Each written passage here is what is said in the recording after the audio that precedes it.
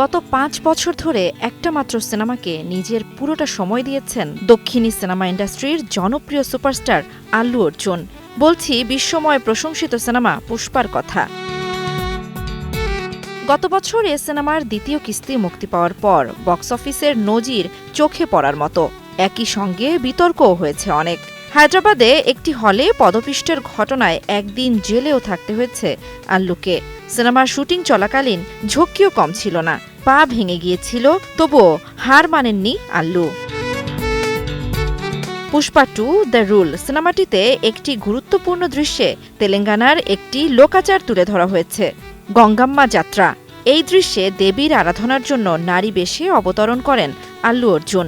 টানা ২৯ দিন ধরে চলে এই একটা গানের শুটিং। এমন একটা গান নিয়ে বেশ ভয়ে ছিল পুরো টিম, আর পরে এই গান হয়ে ওঠে সিনেমার অন্যতম আকর্ষণ। আল্লুর হাতে চুড়ি, গলায় হার, পরনের শাড়ি, ব্লাউজ, সঙ্গে চন্দনের সাজ।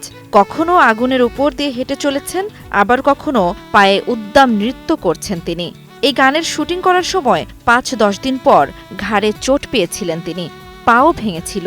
তবুও থেমে যাননি আল্লু, যার ফসল বিশ্বময় পুষ্পার জয় জয়কার। জান্নাতুল দোলনা, সময় সংবাদ।